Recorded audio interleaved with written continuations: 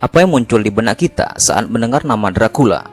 Apakah gambar yang muncul adalah vampir, orang bertaring, kastil abad pertengahan, atau kesemuanya?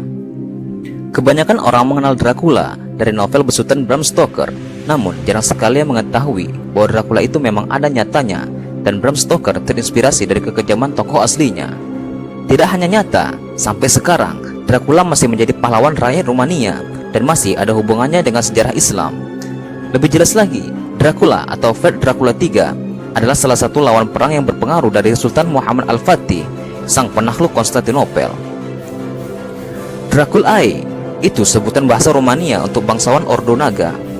Draco artinya naga dan akhiran Ae bermakna putranya dari. Adapun Ordo Naga ini sendiri adalah satu kelompok ksatria yang disiapkan oleh Sigismund, sang raja suci Romawi sebagai ksatria khusus dalam perang salib. Nama Dracula sendiri merujuk pada Vlad III Tepes, anak dari Vlad II, Voivode Wallachia, Rumania. Pada masa Vlad II ayahnya, Wallachia dikuasai oleh Kesultanan Utsmani, dan sebagai jaminan kesetiaan, Vlad III kemudian disekolahkan di Kesultanan Utsmani. Dracula atau Vlad III lalu dididik di Kesatuan Yenisei bersama adiknya Radu Celfumos, dan mereka belajar di kesatuan militer terbaik di masanya. Usia Dracula waktu itu masih belia, 13 tahun saja, hanya selisih 1 tahun dari Muhammad Al-Fatih yang berusia 12 tahun. Namun walau masih belia, Dracula sudah disumpah dalam Ordo Naga yang dibentuk untuk memerangi kaum muslim, dan itulah yang menjadi niatnya. Karenanya dia sangat membenci Muhammad Al-Fatih dan Islam, walau adiknya Radu Celfumos menjadi muslim dan kepercayaan Al-Fatih pada gilirannya. Saat ayahnya Dracula, Vlad III dibunuh dan dikudeta pada 1447 oleh Jan Hunian dari Hungaria. Kesultanan Utsmani lalu membantu membebaskan Wallachia dari cengkraman Jan Hunian. Selepas itu, Sultan Murad II, ayah Muhammad Al-Fatih, lalu meminta pada Dracula untuk menggantikan ayahnya memimpin di Wallachia. Di luar dugaan, inilah kesempatan yang ditunggu-tunggu Dracula, yang sedari awal pun membenci ayahnya karena mau tunduk pada Muslim.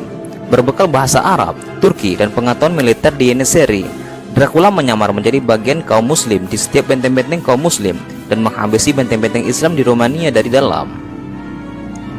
Pasca penaklukan Konstantinopel di 1453, Sultan Muhammad Al-Fatih baru sempat menghadapi Dracula secara khusus. Pada 1462, Muhammad Al-Fatih memerintahkan Hamzah Bey membawa 1000 pasukan untuk menghadapi Dracula, dan nasib 1000 pasukan ini berakhir tragis. Dracula menggunakan kemampuan infiltrasinya dengan apa yang dipelajari di Yenisei. Dia benar-benar memahami taktik dan strategi berperang umat Islam. Lalu dengan gerakan-gerakan yang efektif, Dracula kemudian mengalahkan dan membantai 1000 pasukan muslim itu. Dracula menyulas 1000 pasukan ini hingga menjadi hutan mayat manusia. Hamzah Bey, komandan pasukan ini, ditempatkan di tengah hutan mayat dan ditaruh kayu paling tinggi sebagai simbol. Sejak itu, Vlad III atau Dracula mendapat gelar Tepes atau The Impaler, sang penyulah. Kekejamannya dikenal dan diakui dunia. Mendapati hal ini, Sultan Muhammad Al-Fatih lalu menugaskan Radu Celfumos, adik dari Vlad III Dracula, untuk memimpin 90.000 pasukan guna menghentikan Dracula. Perlu serigala untuk menghentikan serigala.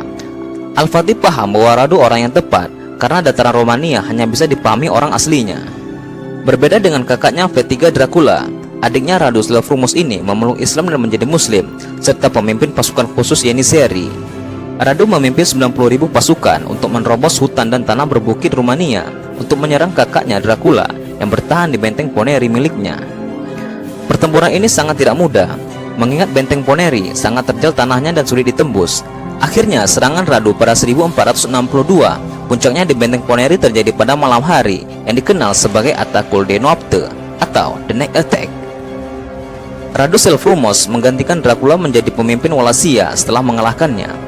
Dracula yang kalah dalam peperangan menyelamatkan diri dan lari meminta perlindungan dari Jan Hunian, Raja Hungaria.